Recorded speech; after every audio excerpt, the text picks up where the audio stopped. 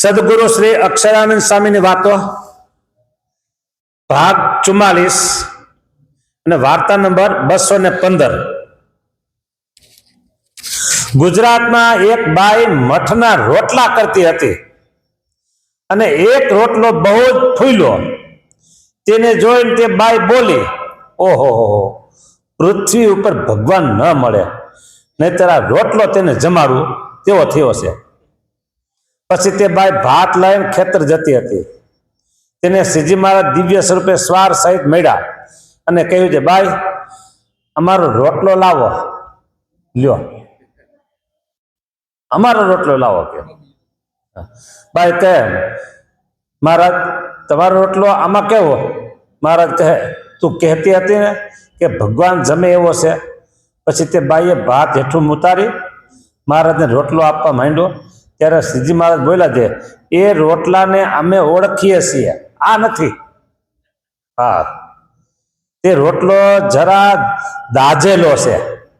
પછી મહારાજે પોતાને હાથે તેની પાસેથી તે રોટલો લીધો। બાઈ કહે, મહારાજ મને તમે તમારા વર્તમાન ધરાવો। પછી તેની પાસે છાશની દોણી હતી, તેની પરાશે કરી મહારાજે તેને વર્તમાન ધરાવ્યા। આવું છે।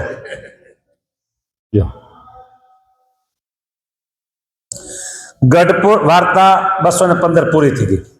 ગઢપુરમાં એક દિવસ પ્રાગજી દવે કથા કરતા હતા અને પરમહંસ તથા હરિજન સૌ સાંભળતા હતા। પછી મહારાજને રાજી કરવા સારું સુરા ખાતર બોલ્યા છે। હવે સાંભળજો, ભટજી બે છે, બે, તમે કહો ત્યાં તમારો સંબંધ કરીએ। બે કન્યાઓ છે ભટજી, કારણ કે પ્રાગજી દવે ને પ્રાગજી પુરાણી છે ને એને હતા નહીં બૈરું, અને ઈચ્છા બહુ હતી, ઈચ્છા બહુ હતી। હા, અને કે મેળ પડતો નહોતો। ભટજી બે કન્યાઓ છે, તે તમે કહો ત્યાં તમારો સંબંધ કરીએ।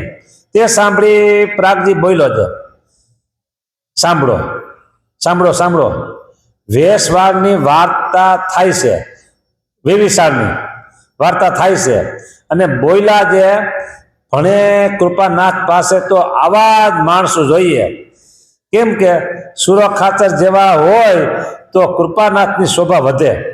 એમ દવેજી વખાણ કરવા લાગ્યા।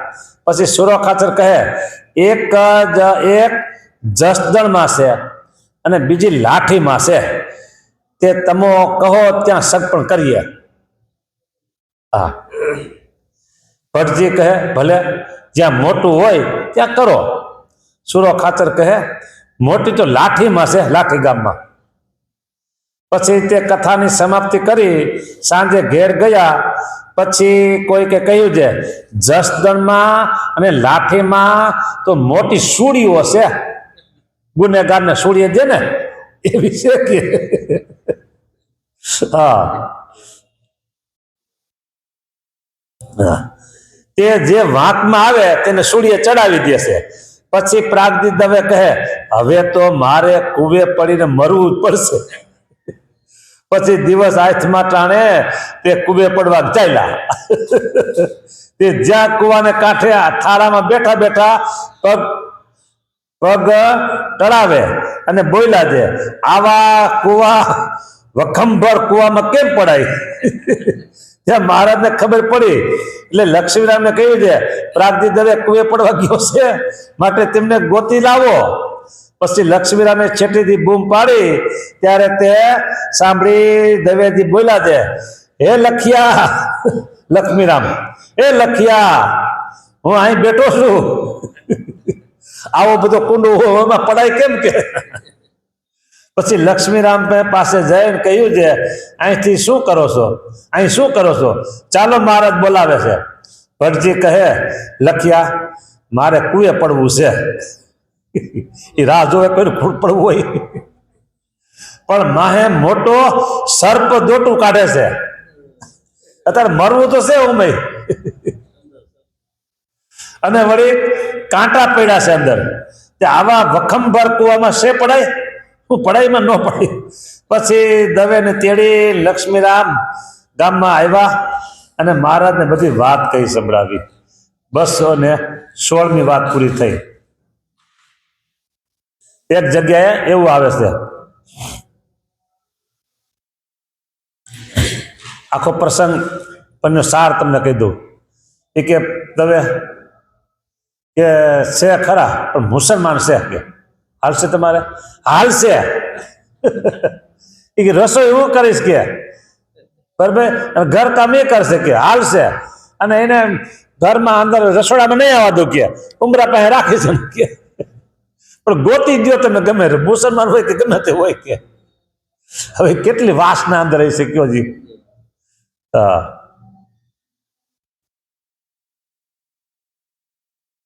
વાર્તા 216 પૂરી થઈ. 217મી ધરમપુરથી મહારાજને માટે વાંસનું અથાણું આવ્યું હતું. ઓહો, તે ધરમપુર ક્યાં? તેમાં મહારાજને હિંગની ગંધ આવી. એટલે હિંગમાં જોજો અથાણામાં કઈ હિંગ કે પછી શું કહેવાય દાળ શાકના વઘારમાં હિંગ વાપરતા નહીં હો. હા, લસણ ડુંગળી તો ન વાપરતા, પણ હિંગ આવતી હોય. પછી અત્યારે છે ને પેલા ત્યાર મસાલા આવે છે દાળ શાકના, ત્યાર બાદશાહ ને એવા કે મસાલા ના હોય છે તેમાં હોય. હા, ટૂંકમાં કહું તો તમે તૈયાર અથાણું લ્યો કે તૈયાર મસાલા લ્યો તો એમાં હિંગ આવે આવે અને આવે. હા, એક ભાઈનું નામ ખંભાળિયા, જામનગર ખંભાળિયા, એટલે સુનિલભાઈ. સુનિલભાઈ તો ગામમાં કેટલાય હોય, એટલે હું બીજાને જાણું, અને બીજા કોક હતા એ કે ધ્યાની સ્વામીના શિષ્ય છે. પછી મેં એને ફોન કર્યો, મેં કે તમે ધ્યાની સ્વામી શિષ્ય? કે ના, હું એ નથી કે, અમે તો કે હરિભગત નથી કે, ખાલી આ બધો વેપાર કરી શકીએ. પછી તપાસ કર્યો તો સુનિલભાઈ બીજા નીકળ્યા કે અમે ધ્યાની સ્વામી શિષ્ય. શું કરો તમે? કે અમે મસાલા બનાવી છીએ. સાંભળજો. એટલે મને કે તમારા માટે મોકલો. મેં કીધું હું તો ફરાળ કરું છું, મારે એક ટાઈમ હોય કીધું, એકલો હોય ને એક ટાઈમ હોય, શું મસાલા મોકલશું ફરાળમાં? તો કે હળદર મોકલો કે મરચું. મેં મરચું વાપરતો નથી કીધું. હા, એટલે આમ બધી વાત હાલતી હતી. પછી એને વાત કરી કે અમે તેલ લગાવી અને મસાલા બધા બનાવી શીખ્યા. અમે કે હિંગ ક્યાંય વાપરતા નથી ક્યાં. શું કીધું? હિંગ અમે ક્યાંય વાપરતા નથી. ધ્યાની સ્વામીનો રાજીપો ને આશીર્વાદ ત્યાં બધું કરું છું કે, અને અમારા મોટે પાયે હાલે બધું. તો કે બાયુ પણ કામ કરે છે કે, બાયુને કે જ્યારે માસિક ધર્મ હોય ત્યારે 3 દિવસ સુધી કોઈને અંદર પ્રવેશ કરવાનો નહીં, આવવાનું જ નહીં. હા, આવી રીતે પવિત્રપણે બધે મસાલા બનાવી શીખ્યા. મારે કહેવાનું તો 2 અર્થ. એક તો હિંગ અમે વાપરતા નથી કે કોઈ પણ મસાલામાં કે એક, અને બીજું આવી રીતે ધર્મ પાળે છે કે, અને તેલ લગાવી છે એ તેલે કપડાથી ગાળી પછી અમે વાપરી શીખ્યા. એ લોકોમાં ધર્મ નિયમની આવી રીતે દ્રઢતા બહુ છે બધામાં. એટલે આ વાત તમને કરી. હિંગ મસાલા, મહારાજ કે આમાં તો હિંગની ગંધ આવે છે. ઓકે, મસાલો અથાણું જ આવ્યું. હા, અથાણું અમારે ખાવું નથી મહારાજ કે, માટે નાખી દો. ત્યારે પ્રાગજી દવે કે મને આપો, મારે હાલશે, હું ધોઈને વાપરીશ કે. પછી મહારાજ દવેને તે અથાણું આપ્યું. તે એમને એમ જમીન સાંજે મહારાજ પાસે કથા કરવા બેઠા, ધોઈને વાપરીશ કે. હવે ધોવા બે કોઈ આવી ગયા પછી અને કથા કરવા બેઠા. પછી થોડીક કથા થઈ એટલે મહારાજ બોલ્યા છે હિંગ ગંધાય છે, હિંગ ગંધાય છે કે. સુરા ખાચર મહારાજને કહે કે તમે કહેતા હો તો હું સૌના મોઢા ઊંઘું. ક્યાંથી ગઈ આવે બધા મોઢા ઊંઘું કે સુરા ખાચર કે તમે કહો તો કરું કે. પછી સુરા ખાચર ઉઠી સૌના મોઢા સૂંઘવા માંડ્યા. અને પછી પ્રાગજી દવે પાસે ગયા ત્યારે પ્રાગજી દવે બોલ્યા છે, ભણે એટલે રેજો આગો રેજે. સુરા ખાચર કહે, જુઓ મહારાજ આ તમારો પ્રાગલો હિંગ ખાઈને આવ્યો છે કે. એમ રમૂજ કરી મહારાજને રાજી કરતા હતા. વાર્તા 217મી પૂરી થઈ. ગામ ચાંદગઢના રણછોડજી કરીને બ્રાહ્મણ હતા, અમરેલી પાસે ચાંદગઢ. તે ગઢપુર મહારાજના દર્શને આવ્યા અને તેમની પાસે 9 દોકડા અને 1 કોરી હતી. 9 દોકડા ને 1 કોરી. હા,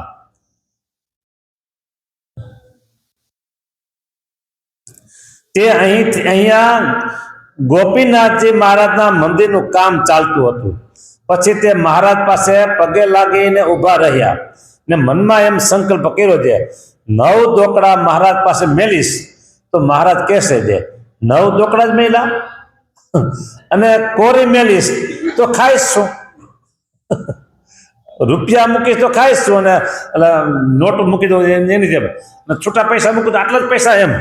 હા, એમ વિચાર કરતા કરતા તે 9 દોકડા અને કોરી એ બધું મહારાજ પાસે મેળ્યું. પછી મહારાજે તે કોરી લઈ તે રણછોડજી મહારાજને પાછી આપી અને કહ્યું છે, લ્યો આ કોરી તમારા ભાતાની. પછી વિચાર કરતા પછી બધું મૂકી દીધું. પછી કે લ્યો આ તમારા ભાતાની. અને 9 દોકડા લઈને મહારાજે હાથમાં ઉછાળ્યા અને મુક્તાનંદ સ્વામી તથા ગોપાળાનંદ સ્વામી કહ્યું છે, મુક્તાનંદ સ્વામી સાંભળો, ગોપાળાનંદ સ્વામી સાંભળો, આ બ્રાહ્મણના નિર્ગુણ દ્રવ્ય આવ્યા તેથી ગોપીનાથજીનું મંદિર પૂરું થઈ રહ્યું. એમ કહી મહારાજ રાજી થયા. વાર્તા 218 પૂરી.